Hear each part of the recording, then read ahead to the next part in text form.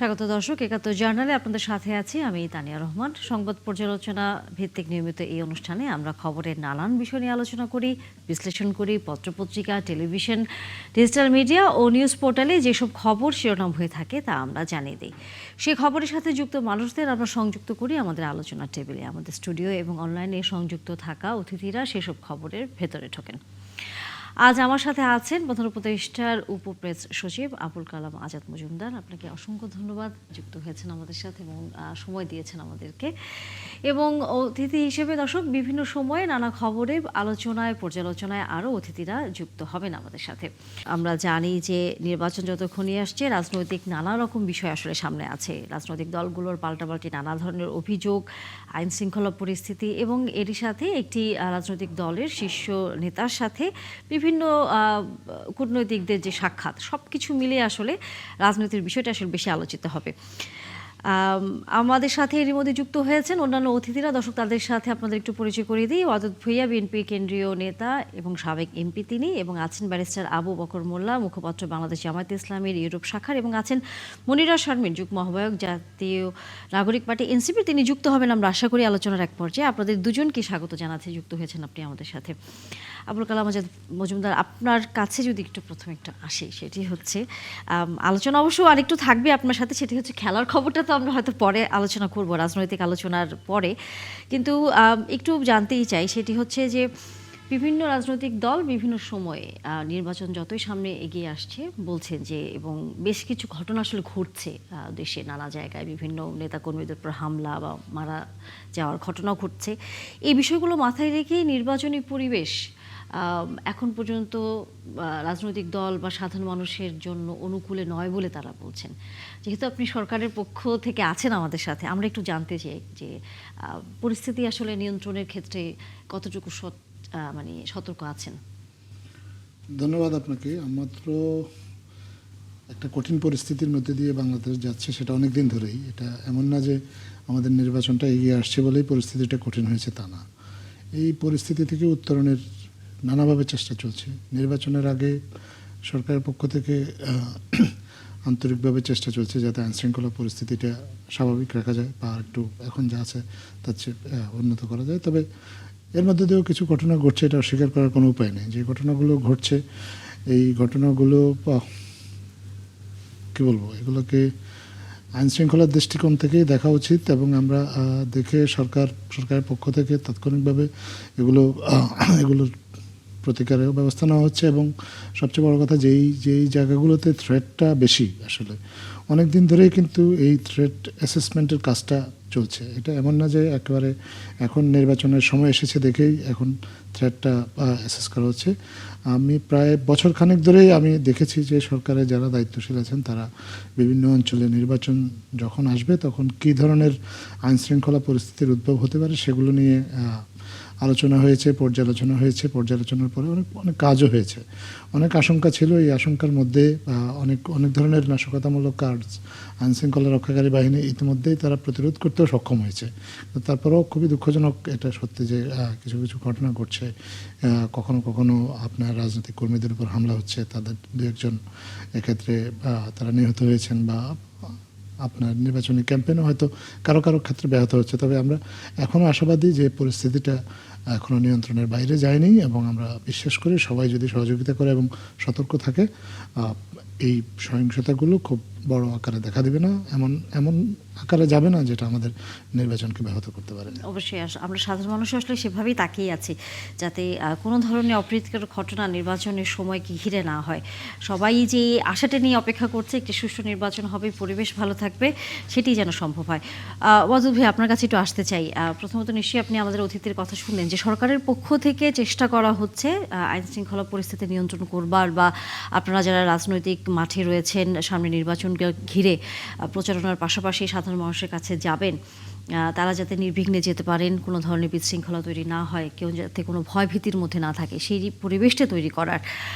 সেই জায়গা থেকে আপনারা কতটুকু বারবার বিভিন্ন সময় অভিযোগ করেছেন, পরিস্থিতির নিয়ে কথা বলেছেন, এখন পর্যন্ত কি মনে হচ্ছে কতটুকু রাজনৈতিক দলগুলোর নির্বাচনকে সামনের মাথায় রেখে নির্বাচনী প্রচারণা বলেন বা আইনশৃঙ্খলা পরিস্থিতি স্বাভাবিকতার দিকে যাচ্ছে কিনা? হ্যাঁ, অবশ্যই মানুষ এবং সরকার এবং প্রশাসন নির্বাচনমুখী হচ্ছে এবং হয়েছে, অলরেডি হয়ে গেছে। মানুষ ব্যাপকভাবে নির্বাচনী আমেজ এবং উদ্দীপনার মধ্য দিয়ে এগিয়ে যাচ্ছে। ভোটাররা অনেক বেশি পার্টিসিপেট করার মতো মনোভাব প্রদর্শন করছে। তো নির্বাচন তো হবেই, কিন্তু হয়তো যারা নির্বাচনকে বানচাল করার জন্য চেষ্টা করছে তারা কিছু সমস্যা সৃষ্টি করছে। এই সমস্যাটা স্থায়ী সমস্যা হবে না, এই সমস্যাটা ক্ষণস্থায়ী। এই সমস্যাটা অতিক্রম করেই নির্বাচন হবে এবং আইন শৃঙ্খলার পরিস্থিতিও কন্ট্রোল হবে। বেসিক্যালি আগে সরকারেরও কিছু দুর্বলতা ছিল, রাজনৈতিক দলগুলোরও দুর্বলতা ছিল, দেশের মানুষ এবং প্রশাসন অনেকেই একটু গাইডিয়ানলেস ছিল। আমি মনে করি এই মুহূর্তে তারেক রহমানের দেশে আগমনের মধ্য দিয়ে একটি বড় রাজনৈতিক দল হিসেবে বিএনপি এবং বিএনপি নেতাকে মানুষ একটু আশ্রয়স্থল ভাবছে। প্রশাসনের কিছু লোকজনও ভাবছে যে একটা ছায়া তারা যারা চায়, সব মানুষের ছায়া চায়, একটা অবলম্বন চায়। সেই হিসাবে এই মুহূর্তে বিএনপি তারেক রহমানের উপস্থিতিতে চেয়ারম্যান হিসাবে ওনার উপস্থিতি অনেক বেশি পরিবেশকে নির্বাচনের অনুকূলে নিয়ে যাচ্ছে। আর যারা খুন খারাপের দিকে চেষ্টা করছে, 2-4টা খুন করছে, তারা এক ধরনের থ্রেট করছে নির্বাচনটা যেন না হয়, নির্বাচন ভণ্ডুল করার জন্য। তো ওদের থ্রেটকে আমার মনে হয় কোনো প্রার্থী হিসাব করছে না, আমি তো করছিই না, তো অন্য কোনো মানুষও আমার মনে হয় ওদের থ্রেটকে আমলে নিচ্ছে না। বরঞ্চ ওরা যা করছে এগুলা জনসমক্ষে ওদের চেহারাটা উন্মোচিত হয়ে যাবে যে তারা কোন রূপে, বাইরে এক রূপ ভিতরে আরেক রূপ।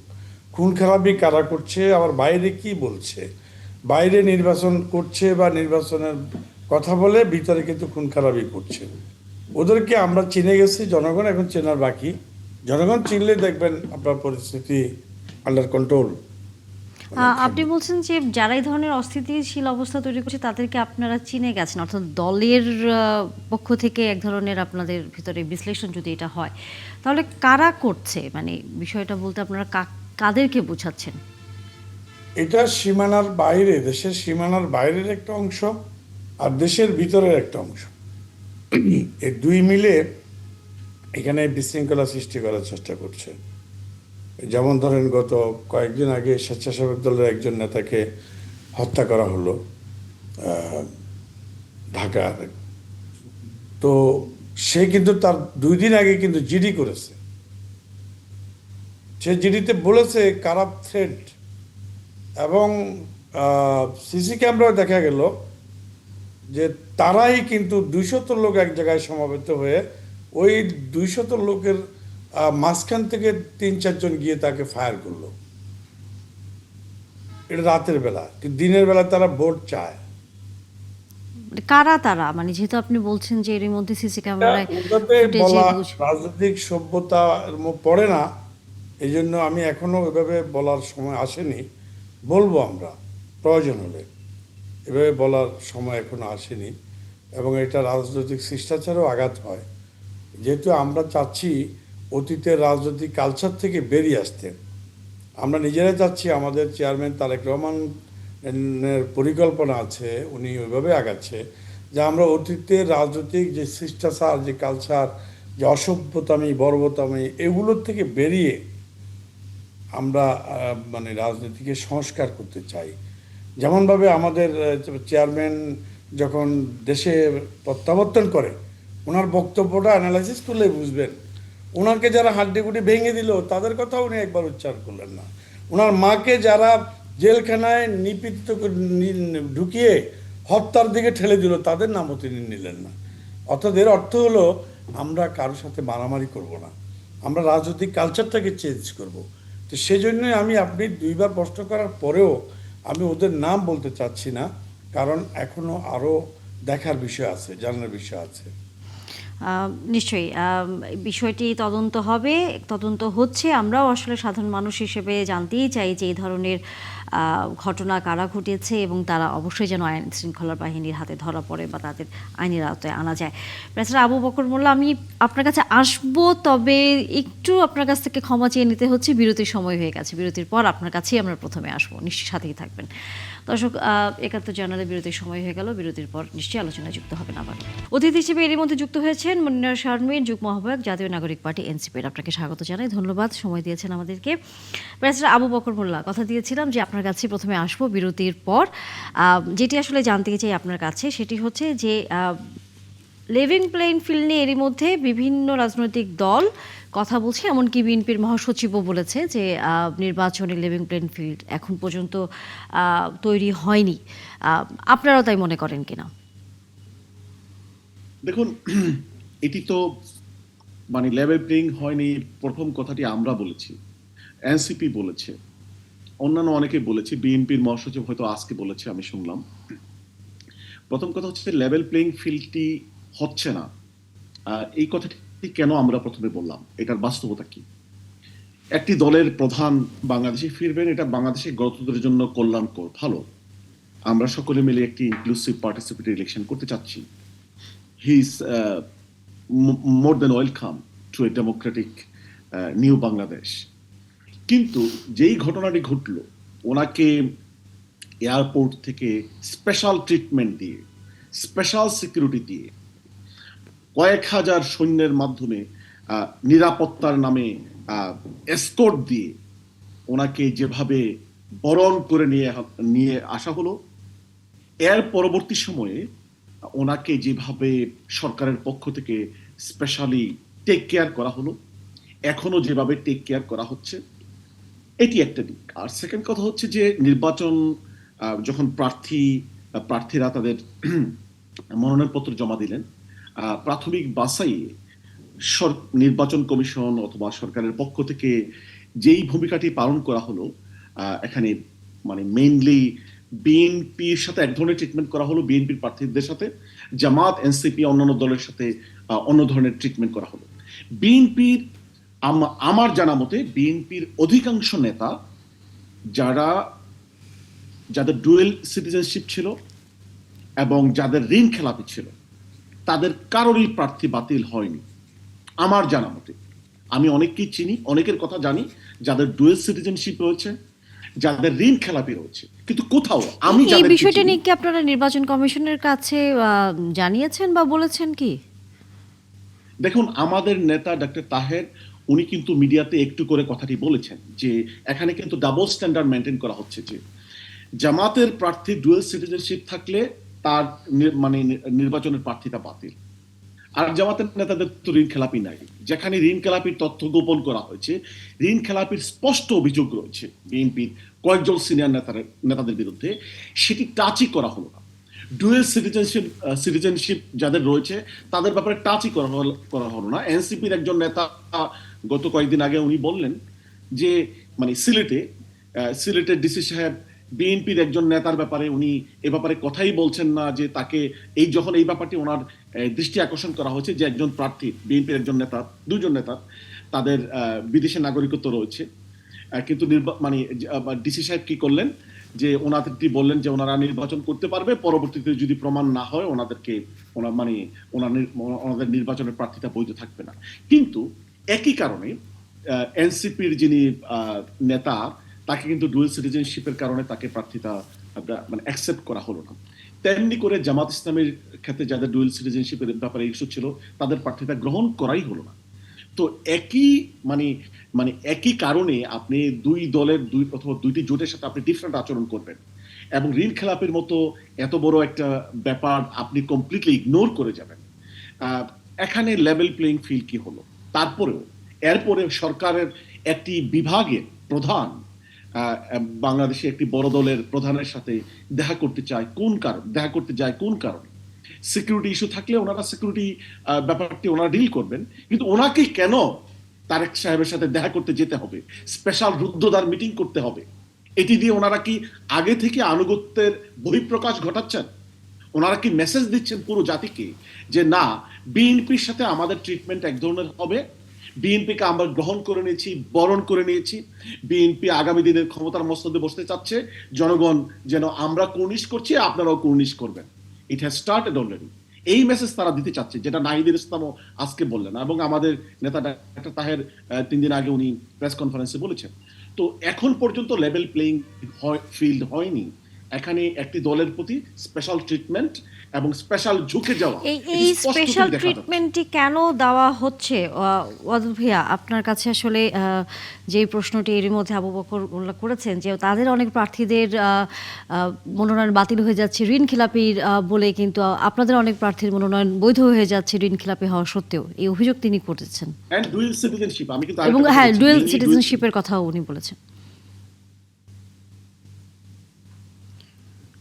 জি,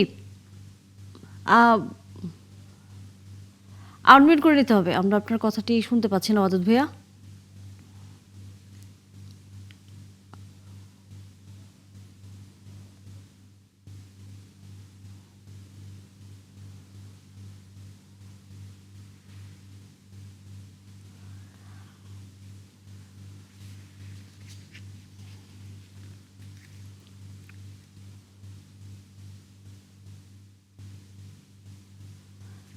ওকে জি, ওকে, হ্যাঁ, একটু আমার ল্যাপটপে একটু প্রবলেম করছিল, তো এখন শুনতে পাচ্ছেন? জি, জি, জি।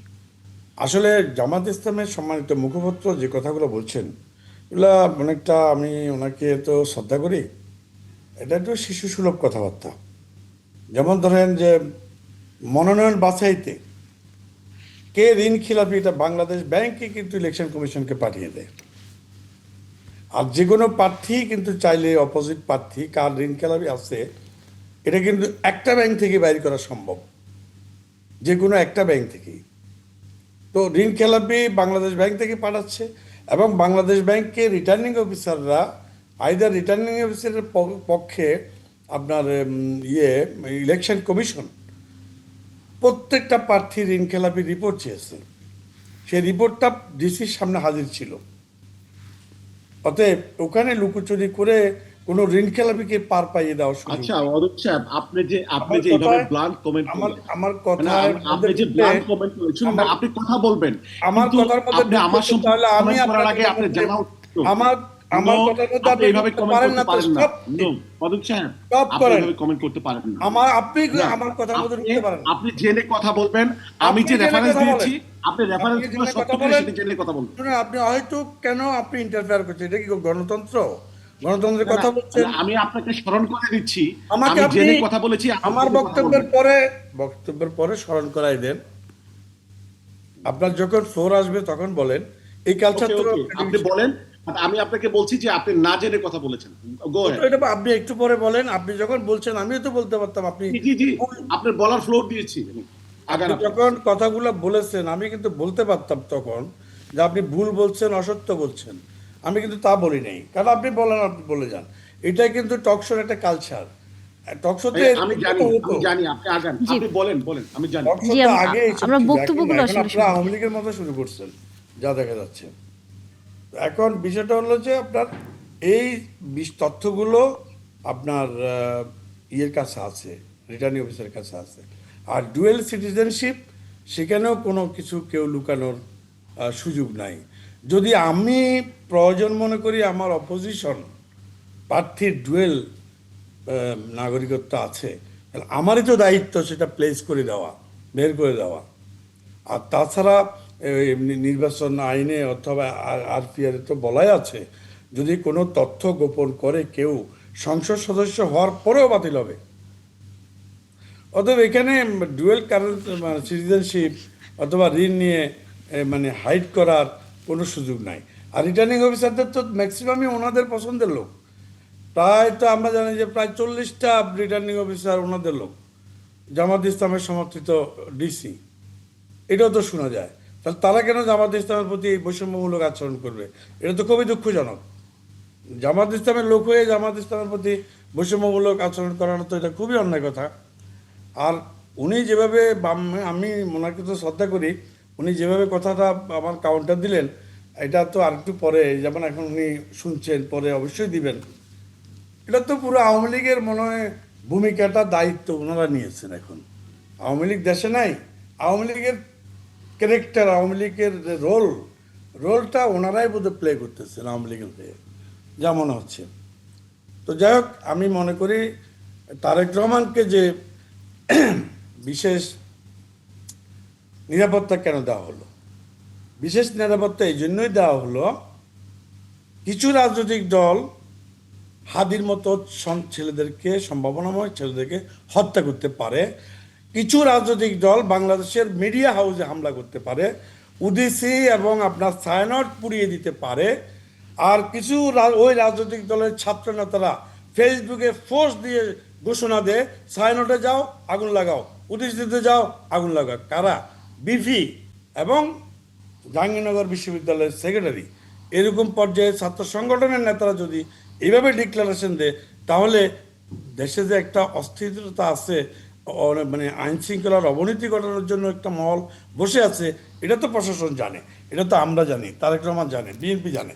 আর তারেক রহমানের উপরে যে পার্সোনালি যে থ্রেড আছে, এটা তো দেশবাসী সবাই জানে। তারেক রহমান তো তার মায়ের অসুস্থতার মধ্যে ফেসবুক পোস্টেই বলে দিয়েছে যে আমি কেন আসতে পারছি না, সেটা আরও অনেক কিছুর সাথে অনেকেই কনসার্ন। তো তাহলে তার নিরাপত্তা দেওয়া কি দেশের দায়িত্ব না? এখানে যেহেতু আমাদের সাথে মাননীয় প্রধান উপদেষ্টার উপপ্রেস সচিব আছেন, তিনি হয়তো এইটি একটু বলতেই পারবেন রাজনৈতিক দলগুলোর প্রতি বরাবরই সরকারের জায়গা থেকে চেষ্টা, তারা যাতে নির্বিঘ্নে নির্বাচনী প্রচারণা বা স্বাভাবিক কর্মকাণ্ড করতে পারেন সেটি চেষ্টা চালিয়ে যাচ্ছেন। আমরা আলোচনা শুরুতেও আসলে সেই বিষয় নিয়েও কথা বলছিলাম। আমি এক সেকেন্ড কথা বলে শেষ করি। আমাকে জি। আমি একটা উদাহরণ দিয়ে বলছি জি, যে, অবশ্যই আমাদের আরেকজন যেহেতু অতিথি আছেন, আমরা মনিকা শর্মী তার কাছে আসবো। উদাহরণ দিয়ে বলছি যে, যেমন দেখুন, তারেক রহমান কিন্তু আপনার 24-এর অর্থাৎ জুলাই আন্দোলনে, জুলাই অভ্যুত্থানে যারা মারা গেছে বা আনুষঙ্গিক আরও কিছু বিষয়ের ধর্মীয় অনুষ্ঠানে ওদের জন্য মুনাজাত করতে প্রোগ্রাম দিয়েছিলেন। ইলেকশন কমিশন থেকে ওনাকে কিন্তু বলা হলো, রিকোয়েস্ট করা হলো যে না, আপনি এটা গেলে নির্বাচন আচরণবিধিতে আঘাত হবে।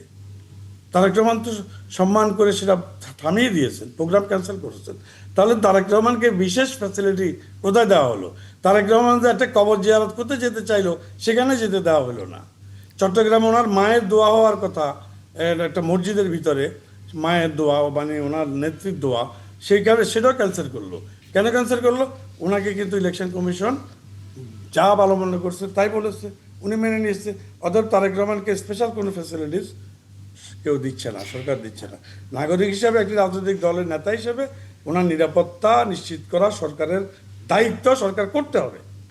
কিন্তু যে প্রশ্নটা এসে বারবার অন্য রাজনৈতিক দলগুলো বলছেন, শুধু তারেক রহমান নয়, অন্য রাজনৈতিক দলও যাতে আসলে এই সুবিধার আওতায় আসে। আমার মনে হয় একটু ক্লারিফিকেশন দেওয়ার সুযোগ আছে। জি, অন্য রাজনৈতিক আমরা একটু আমাদের আমাদের উপপ্রেস সচিবের একটু বক্তব্যটা শুনি। অন্য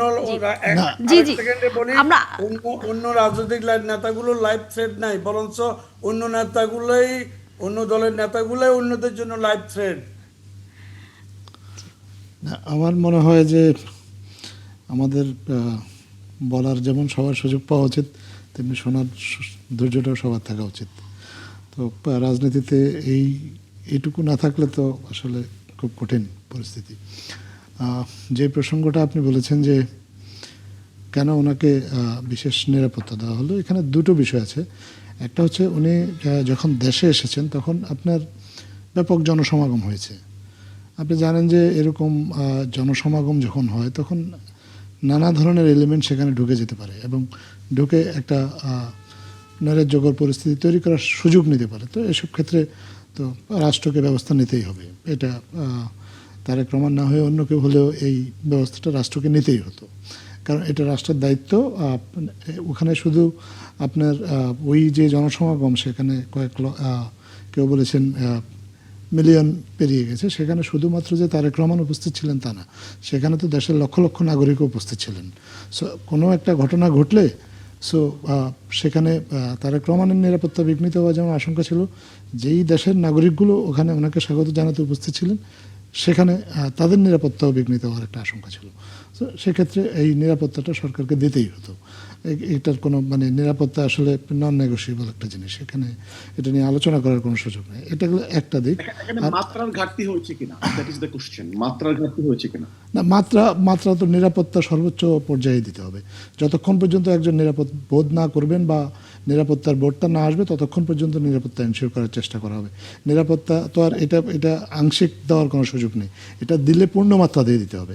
আপনার দ্বিতীয় যেই ইভেন্টটা বেগম খালেদা জিয়ার নামাজে জানাজা, সেখানে আমি মনে করি এটা সারা দেশের মানুষের আবেগের সাথে একটা সম্পর্কিত। সব রাজনৈতিক দল মত নির্বিশেষে সেখানে সাধারণ মানুষ সেখানে গিয়েছেন এবং সেখানে তারেক রহমান কিন্তু কোনো রাজনৈতিক দলের নেতা হিসেবে যাননি এবং উনি কোনো রাজনৈতিক বক্তব্যও দেননি। উনি একজন সন্তান হিসেবে গিয়েছিলেন এবং উনি একজন সন্তান হিসেবে উনি একটা জানাজায় অংশ নিয়েছেন। কার জানাজায় অংশ নিয়েছেন? যার জানাজায় অংশ নিয়েছেন তিনি একাধারে তো দেশের 3 বারের সাবেক প্রধানমন্ত্রী, কিন্তু এর পাশাপাশি উনি কিন্তু রাষ্ট্র কর্তৃক ঘোষিত একজন ভিভিআইপি। তো রাষ্ট্র কর্তৃক যখন ঘোষিত একজন ভিভিআইপির কোনো সেটা যদি নামাজে জানাজাও হয়, সেখানেও কিছু প্রোটোকল থাকে, সেই প্রোটোকলগুলো রাষ্ট্রকে অনুসরণ করতে হয়েছেই। সো এটাকে আমি মনে করি না যে এখানে কোনো বাড়াবাড়ি হয়েছে বা এখানে কোনো বৈষম্য হয়েছে। নিশ্চয়ই আমাদের অন্য রাজনৈতিক দলগুলো যারা আছেন তাদের যদি কোনো সিকিউরিটি কনসার্ন থাকে, আপনি দেখেছেন যে এর আগে আমাদের যে জুলাই আন্দোলনের যে আইকন ওসমান হাদি তার হত্যাকাণ্ডের পরে আপনার একটা নিরাপত্তাজনিত একটা উদ্বেগের সৃষ্টি হয়েছিল এবং সেখানে কিন্তু সরকারের পক্ষ থেকে রাজনৈতিক দলগুলোকে সিকিউরিটির একটা প্রোটোকল সরবরাহ করা হয়েছে, কারণ কিছু কিছু ক্ষেত্রে নিজের সিকিউরিটিটাকে নিজেরও একটু সতর্কতার বিষয় আছে।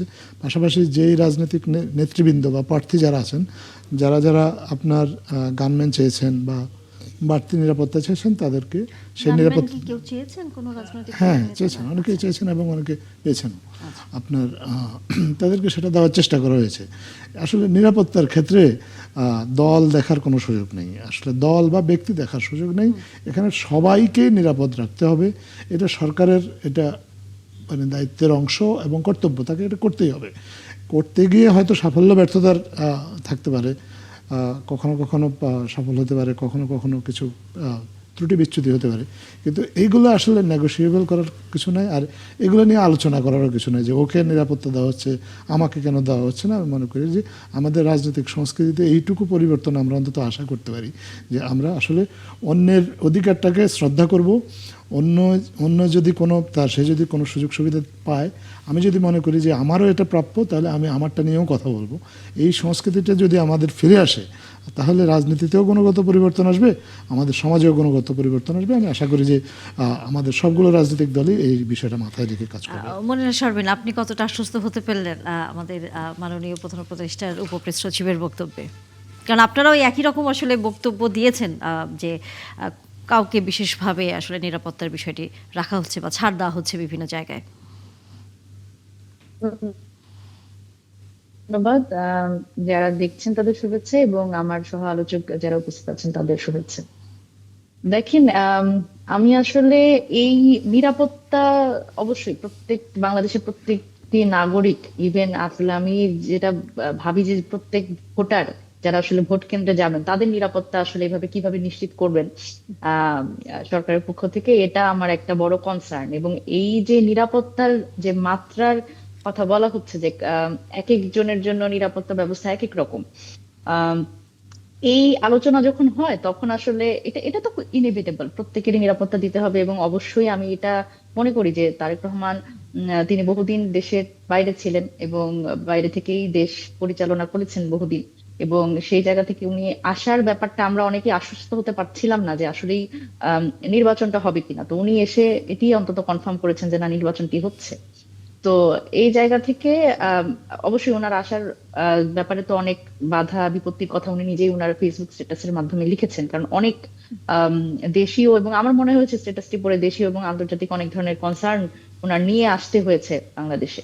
সুতরাং সেই জায়গা থেকে তো উনি এক ধরনের প্রোটোকল পাচ্ছেন, কিন্তু মুশকিলের জায়গা কোথায় বলেন তো? মুশকিলের জায়গা হচ্ছে যখন এনসিপির অফিসের সামনে ককটেল বিস্ফোরণ হয়, সেখানে আসলে খুব বেশি আমরা নিরাপত্তা দেখতে পাই না। আবার ধরেন আমরা যখন গোপালগঞ্জে গিয়ে আমরা যেই ধরনের পরিস্থিতির মধ্যে পড়েছিলাম, মোটামুটি প্রত্যেককে আমরা প্রাণনাশের হুমকির মধ্যে পড়েছিলাম। তো সেই জায়গাতে আসলে আমাদের যখন আসলে উদ্ধার করতে যাওয়া হয়, আমরা বহুক্ষণ অবরুদ্ধ থাকার পরে আমরা যখন আসলে আর্মির যখন একটা সাপোর্ট পাই, তারপরে আমরা আমাদের নেতারা কেন এপিসি তে উঠলেন সেটা নিয়ে একটা বড় ধরনের ঝড় মিডিয়াতে বয়ে যায়। এটি এটি একটা রাজনৈতিক ইস্যু হয়ে যায়। তখন আসলে জুলাইয়ের আন্দোলনের যারা নেতারা, তাদের নিরাপত্তাটা এত গুরুত্বপূর্ণ মনে হয় না, অথচ 88 কোটি টাকার নিশ্ছিদ্র বুলেট প্রুফ গাড়িতে আসলে যখন তারেক রহমানের জন্য সেই বন্দোবস্ত করা হয় এবং অস্ত্রের লাইসেন্স করা হয় এবং সকল ধরনের সুযোগ সুবিধা দেওয়ার পরে যেটা আবার ভ্যালিডেট করা হয় যে না, উনি তো আসলে ভিভিআইপি, বা উনি তো আসলে একটা গুরুত্বপূর্ণ রাষ্ট্রের একজন, তো ওনাকে তো এটা লেজিটিমেসি দেয়া দেয়া হয় আর কি সরকারের পক্ষ থেকে, সেটি আমার একটু অবাক লাগে। এবং দেখেন, এখানে আসলে নিরাপত্তা আসলে সকলের জন্য খুব জরুরি। এটি তো আসলে অস্বীকার করার জায়গা নাই। তবে আপনি যদি চিন্তা করেন যে আজকে ঢাকা শহরে যদি কেউ বেরোয়, প্রত্যেকটি জায়গায় যত বড় বড় ব্যানার, ফেস্টুন, এবং আমি ঢাকা বিশ্ববিদ্যালয়ে যখন যাই তখন আমার কাছে মনে হয় যে আম, মানে অলরেডি আসলে ঘোষিত প্রধানমন্ত্রী আছে কেউ একজন, না হলে আসলে এই যে যেখানে যেখানে নির্বাচনী প্রচারণা চলছে এবং উনিও একজন প্রার্থী, সেখানে আসলে নির্বাচনী আচরণবিধি লঙ্ঘন হয় না। এবং প্রত্যেকটি ফেস্টুনের জায়গাতেই দেখবেন যে 2 লাইন 3 লাইন করে লেখা, সেটিও কিন্তু নির্বাচনী প্রচারণার বা ইশতেহারের অংশ। কৃষকরা কি পাবে, বা অর্থাৎ আপনি মনে নারীরা করছেন কি পাবে, তো আপনারা এই মনে করছেন যে বিষয়গুলো এরই কিন্তু মধ্যে আসলে আমরা আচরণবিধি লঙ্ঘনের মতো নানা রকম ঘটনা ঘটেছে বিএনপির বিভিন্ন শীর্ষস্থানীয় নানা নেতা রকম থেকে ঘটনা শুরু করে। ঘটেছে। হ্যাঁ, হ্যাঁ, আমরা একদম আলোচনায় ফিরবো। একদম একদম। মনিরা শারমিন, আপনি আছেন আমাদের সাথে, বিরতির পর আমরা আলোচনাটা নিশ্চয়ই চালিয়ে যাব, অন্যান্য অতিথিরাও আছেন। দর্শক, বিরতির সময় হয়ে গেল, নিশ্চয়ই বিরতির পর আবারও এই আলোচনায় যুক্ত হবেন একাত্তর জার্নালে। ধন্যবাদ দর্শক, সাথে থাকার জন্য আমন্ত্রণ আবারও একাত্তর জার্নালে। আমরা এটা আলোচনায় ফিরতে চাই। মনিরা শারমিন, আপনি আমাদের সাথে আলোচনায় ছিলেন। আপনি যে প্রসঙ্গ নিয়ে কথা বলছিলেন সেটির পাশাপাশি আপনাদের আহ্বায়ক একটি বক্তব্য দিয়েছেন যে নির্বাচন প্রস্তুতিতে বিএনপি থেকে জামায়াত জোট এগিয়ে আছে। বিএনপি থেকে জামায়াত জোট এগিয়ে আছে, যদি আপনাদের কাছে সেরকম তথ্য থেকে থাকে তাহলে কিভাবে তারা বিএনপি থেকে এগিয়ে আছে বলতে আসলে আপনারা কি বুঝিয়েছেন?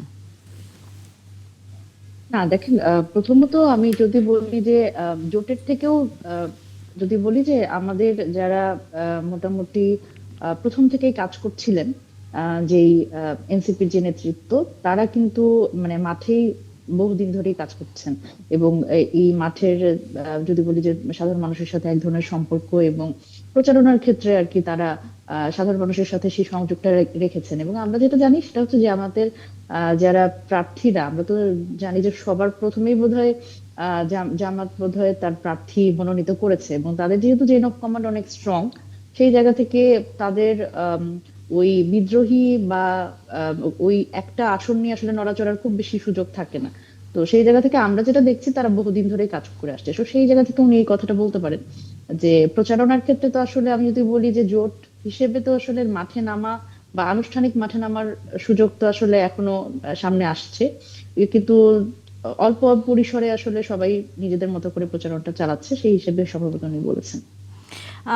বদরুল ভাইয়া, আপনার কাছে কি মনে হচ্ছে যে জোটের অন্যান্য যেসব শরিক দলগুলো রয়েছে তারা তাদের মতো করে নির্বাচনে নানা রকম প্রচারণা হোক, নানাভাবে নিজেদের, বিশেষ করে এখন আসলে সোশ্যাল মিডিয়াতে সবচেয়ে বেশি আসলে নানা ধরনের তথ্য বা নিজের পক্ষে ভোট টানার যে প্রক্রিয়াটি আমরা দেখি, সেখানে বিএনপির আসলে অবস্থানটা কি? না, বিএনপি আচরণবিধিকে প্রতি সম্মান রেখে বিএনপি কাজ করে যাচ্ছে। যেহেতু আচরণবিধিতে 22 তারিখ পর্যন্ত, 21 তারিখ বা 22 তারিখ পর্যন্ত কোনো নির্বাচনী কার্যক্রম প্রচারণা করা যাবে না, সেই হিসাবে বিএনপি তার কাজ সঠিকভাবে চালিয়ে যাচ্ছে। এবং কোন জোটের সমর্থন বেশি কি নাই সেটা 12 তারিখ সন্ধ্যায় প্রমাণিত হয়ে যাবে। আমি তো মনে করি কিছু কিছু জোটের যে অস্তিত্ব এবং তাদের যে বিকাশ, এই বিকাশটা অঙ্কুরে বিনষ্ট হয়ে গেছে তারা কারো কারোর সাথে জোট করে। কারণ মানুষ যেটা প্রত্যাশা করেছিল এই জুলাই আন্দোলনে, জুলাই অভ্যুত্থানে, যে বোধহয় সামথিং স্পেশাল একটা থার্ড মানে পোর্শন বেরিয়ে আসবে, যেটা নয় আওয়ামী লীগ, নয় বিএনপি, নয় জামাত, একটা ডিফারেন্ট একটা রাজনীতি আসবে, এরকম একটা প্রত্যাশা মানুষের মধ্যে ছিল, যে প্রত্যাশাটা বৈষম্য বিরোধী ছাত্র আন্দোলনের নেতাদের উপরেও ছিল। কিন্তু পরবর্তীতে দেখা গেল যে সেটা এনসিপিতে রূপ নিল এবং সেটা জামাত ইসলামের সাথে জোট করলো। এই জোট করার মধ্য দিয়ে আমি মনে হয় আমার কাছে ওই জোটের মানে ভোটের বেশি তো দূরে থাক, অঙ্কুরে বিনষ্ট হয়ে যাওয়ার অবস্থায় দেখা দিয়েছে। কারণ মানুষের মধ্যে ৭১ খুবই একটা ইম্পর্টেন্ট প্রশ্ন, বিষয়, এটাকে মানুষ অনেক বেশি কনসার্ন। সো ৭১-এর বিতর্কিত বিষয়ে এই প্রজন্মের তরুণ প্রজন্মের বৈষম্য বিরোধী আন্দোলনের সৈনিকরা নিজেদেরকে বিলিয়ে দিবে, এটা মানুষ বোধহয় রেডি ছিল না, আশা করে নাই। তো সেই কারণে আপনার ধরেন ওই জোটের অবস্থা আমার মনে হয় আরও খারাপের দিকে গেছে। এর মধ্যে আবার কালকে পরশু শুনলাম প্রথমবার আপনার 30 সিট দেওয়া হচ্ছে, এখন মাঝখানে শোনা যাচ্ছে 10 সিট দেওয়া হবে। তো এখন কিছু কিছু ইউটিউবাররা, ব্লগাররা বলছে ঘোল দিয়ে, দুধ দেখিয়ে ঘোল খাইয়ে দিয়েছে, এরকম কিছু হেডলাইনও হচ্ছে। তো সব মিলিয়ে আমি মনে করি জামাত ইসলামের তো ধরেন লিমিটেড ভোট, আর বিএনপির সুইং ভোট আছে, শুধু লিমিটেড ভোট না, সুইং ভোটও আছে, যেটা আওয়ামী লীগেরও ছিল। জামাত ইসলাম হলো একটা অ্যাকাউন্টে যা টাকা থাকে ওটা উঠাতে গেলে আপনি তার কম বেশি উঠাতে পারবেন না। জামাত ইসলামের লাইক দ্যাট অ্যাকাউন্টের ভোটগুলো আছে, এখানে নতুন করে কিছু বাড়ার কমার বিষয় নাই। ধরেন 96-তে তারা কত পার্সেন্ট ভোট পেয়েছে, কত সিট পেয়েছিল, সেটাকে যদি আপনি এখন হিসাব করেন 5 গুণ বাড়িয়ে দেন, 5 গুণ ভোট এবং আসন বাড়িয়ে দেন, তাহলে কয়টা সিট হয়? কারণ 5 গুণ বাড়াবেন, জনসংখ্যা বাড়ছে, ওনাদের সমর্থনও বাড়ছে, সব দলের সমর্থনও বাড়ছে, বিশেষ করে পুরানো দলগুলোর। অতএব এখন কোন জোটের সমর্থন বেশি, কোন দলের সমর্থন কম, এটা বলার সময় বোধহয় এখনো আসে নাই। ব্যারিস্টার আবু বকর মোল্লা, আপনারা কি এনসিপি কি ঘোল খাইয়ে দিয়েছেন, এরকম কি আসলেই কোনো রকম অবস্থা কি? কারণ বিভিন্ন সোশ্যাল মাধ্যমে এভাবে আসলে আপনাদেরকে নিয়ে বলা হচ্ছে। ধন্যবাদ। দেখুন, আমাকে কয়েকটা বিষয়ে রেসপন্ড করতে হচ্ছে। ওয়াদুদ সাহেব যে কথাটি বললেন, আমি কিন্তু স্পষ্ট করে বলেছি যে মানে রিটার্নিং অফিসাররা ডুয়েল সিটিজেনশিপের স্পষ্ট প্রমাণ পাওয়ার পরেও সিলেটে যে এনসিপির নেতা স্পষ্ট বলেছেন, সাংবাদিক সম্মেলনে বলেছেন যে আমার ক্ষেত্রে ডুয়েল সিটিজেনশিপ ইস্যুতে আমার নমিনেশন বাতিল, গ্রহণযোগ্য হয়নি, কিন্তু অন্যদের ব্যাপারে গ্রহণযোগ্য করা হয়েছে। এই ব্যাপারে ডিসি সাহেবের কাছে স্পষ্ট প্রমাণ ছিল। ওয়াদুদ সাহেব যদি না জেনে থাকেন, না জেনে যদি টকশোতে এসে কথা বলে থাকেন, উনি এখন টকশো না, প্রেস ব্রিফিংটি দেখতে পারেন। এনসিপি নেতা এহতেশাম সাহেবের প্রেস ব্রিফিং উনি দেখতে পারেন। উনি স্পষ্ট বলেছেন, ওনারা প্রমাণ দিয়েছেন এবং আমি ব্যাপারগুলো জানতাম। অর্থাৎ বিএনপির 2 জন নেতা তার ডুয়েল সিটিজেনশিপ ইস্যুতে মানে সিদ্ধান্ত গ্রহণের পূর্বেই ডিসি সাহেবের কাছে অবহিত করা হয়েছিল। কিন্তু উনি এহতেশাম সাহেবের মানে এনসিপির নেতা ডুয়েল সিটিজেনশিপের ব্যাপারটি উনি তথ্য পাইলেন, তার কারণে উনি গ্রহণ করলেন না। তারপরে মানে বিএনপির আরো কয়েকজন নেতা, আমি নাম বলছি না, যাদের ডুয়েল সিটিজেনশিপের স্পষ্ট প্রমাণ মিডিয়াতে এসেছে, মানে সেখানে তাদের ব্যাপারে এবং ঋণ খেলাপির তথ্য সেখানে মানে ইয়ের কাছে ছিল, মানে ডিসি সাহেবের কাছে ছিল, কিন্তু ওনারা ইগনোর করে গিয়েছেন। এবং শুধু তাই নয়, বিএনপির কিছু কিছু নেতা যা ঋণ খেলাপির তথ্য গোপন করেছেন। এখন আজকে বলা হচ্ছে যে আসলে কি, উনি বলছেন যে আমাদের 40 জন ডিসি আছে, ওনারা কেন এই কাজ করবেন? এটি প্রশ্ন না, প্রশ্ন হচ্ছে যে আমি মোটা দাগে প্রশ্ন করেছি, সরকার বিএনপিকে স্পেশাল ট্রিটমেন্ট দিচ্ছে, প্রশাসন বিএনপির দিকে ঝুঁকে গিয়েছে, ডুয়েল সিটিজেনশিপ এবং ঋণ খেলাপির স্পষ্ট প্রমাণ থাকা সত্ত্বেও, গোপন করা সত্ত্বেও, এবং এনসিপির কোন কোন নেতা এ ব্যাপারে আপিল করা সত্ত্বেও তারা মানে মানে মানে ডিসি সাহেবরা এইগুলো আমলে না নিয়ে ডুয়েল সিটিজেনশিপ এবং ঋণ খেলাপির ব্যাপারটি একেবারে বিএনপির ক্ষেত্রে বেমালুম বলে গিয়ে জামাত এবং এনসিপির নেতা যাদের ডুয়াল সিটিজেনশিপ ছিল তাদের নমিনেশন আমরা ওনারা গ্রহণ করেননি। ব্যারিস্টার আবু আমি বকর কিন্তু মোল্লা আসলে শেষ প্রশ্নটা ইনফরমেশন আপনার কাছ থেকে একটু জানতে চাই। জি, পিছনের হয়তো আমাদের হাতে সময় আসলে কম, তো আলোচনা আসলে চলতেই থাকবে। যেটি আসলে বিভিন্ন জায়গায় বারবারই বলা হচ্ছে যে যে আসন ভাগাভাগির ক্ষেত্রে আসন যেটি এনসিপি চেয়েছে জামাতের কাছে, জামাত সেই আসনের সংখ্যাটি কমিয়ে দিয়েছে। আমাদের কোনো প্রশ্ন নেই। জি, আপনি বলেছেন এনসিপি কে আসন কমিয়ে দিয়েছে, না এই ব্যাপারটি এখনো ফাইনাল হয়নি। এনসিপি কে কত আসন দেওয়া হবে, জামাত কত আসনে ইলেকশন করবে, শরিকরা কত আসনে ইলেকশন করবে, এটি হচ্ছে নির্বাচনের ফিল্ডে কার কি মানে অবস্থা। কারণ আমরা তো শুধু মানে আসন পাওয়ার আসন কে কতটা নিয়ে ইলেকশন করছি সেটা মুখ্য বিষয় নয়। মুখ্য বিষয় হচ্ছে মনিরা শারমিন, যে কথাটি আসলে নিশ্চয়ই আপনার কানেও এসছে, আবু বকর মোল্লা ধন্যবাদ। মনিরা শারমিন, যে কথাটি আসলে আপনার কানেও এসছে এবং আমাদের একজন অতিথিও বলছিলেন, সেটি হচ্ছে যে এনসিপির কাছে যে প্রত্যাশার জায়গাটি ছিল, সেই জায়গায় যখন জামাতের সাথে তারা জোট করেন, সেটি এক ধরনের সাধারণ মানুষকে একটু আশাহত করেছে। সেটি আসলে আপনারা বুঝতে পারেন কিনা? মনিরা শারমিনের কাছে আমার সময় হাতে একটু কম।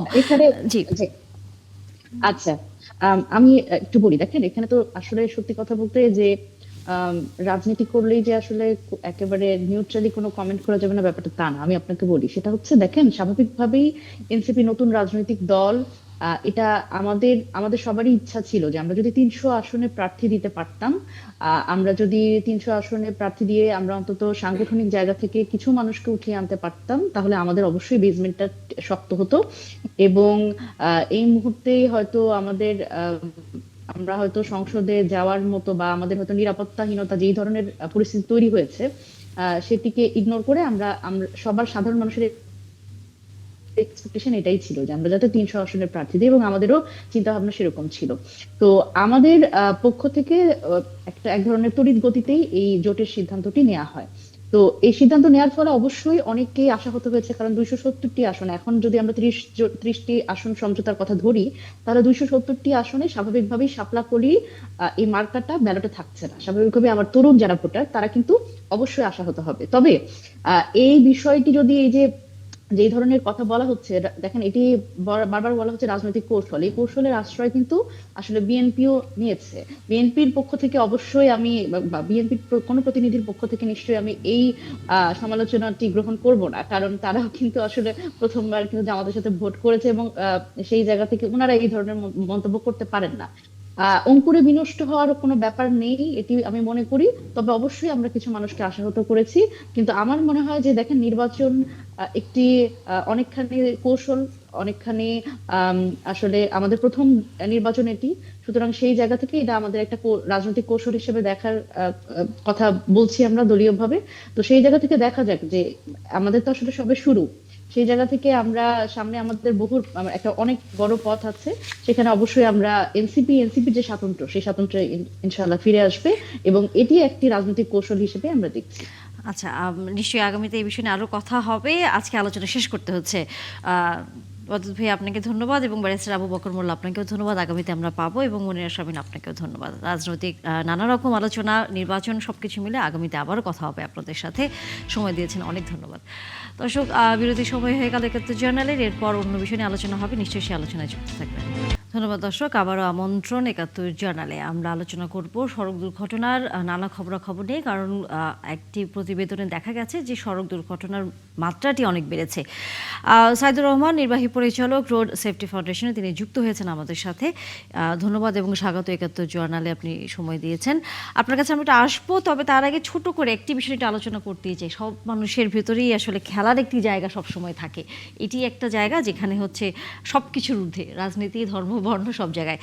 এই যে বিসিসিআইয়ের কাছে যে হচ্ছে আইসিসির সাথে যে সর্বশেষ বাংলাদেশের টি-20 খেলা নিয়ে যে অবস্থাতে আমরা দাঁড়িয়েছি, আমরা যাব না জানিয়ে দিয়েছি, ভেন্যু চেঞ্জ করার একটি কথা তাদেরকে বলা হয়েছিল। আপনার কি মনে হচ্ছে যে কতটুকু এখান থেকে আমরা কোনো ধরনের ভালো কোনো খবর পেতে পারি কিনা? এটা তো এখন আইসিসিকে সিদ্ধান্ত নিতে হবে। বাংলাদেশ তার সিদ্ধান্ত তো জানিয়ে দিয়েছে, এবং বাংলাদেশ তার সিদ্ধান্ত জানার পর ভারতের পরিস্থিতি এমন কোনো নাটকীয় উন্নতি ঘটেনি যাতে মনে হবে যে বাংলাদেশ তার সিদ্ধান্ত থেকে সরে আসবে।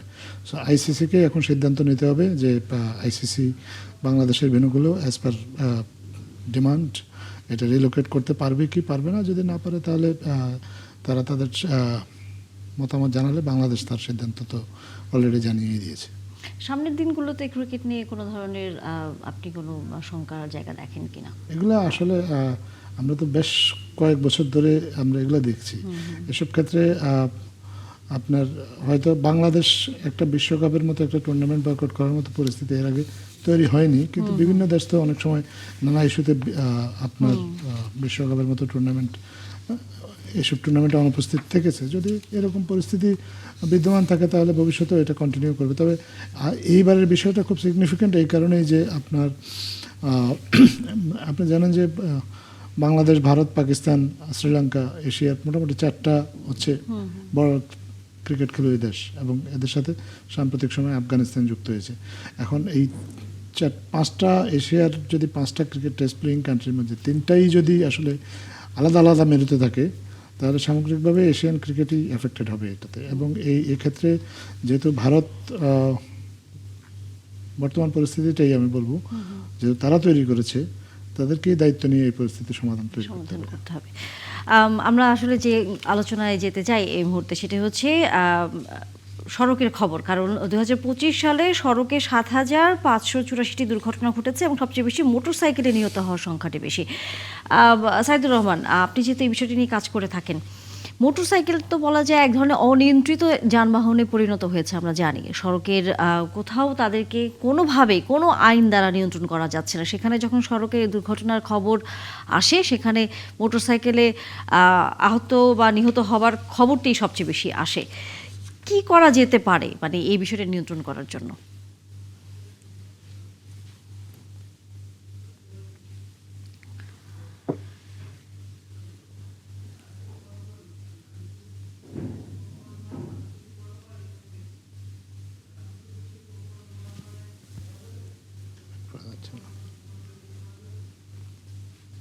সাইদুর রহমানের আশা করি আমরা সংযোগটি স্থাপন। জি, আপনি শুনতে পাচ্ছেন আমাকে? আমি মাঝে মাঝে আপনাকে শুনতে পাচ্ছি, কিন্তু ইন্টারাপ্ট করতেছে।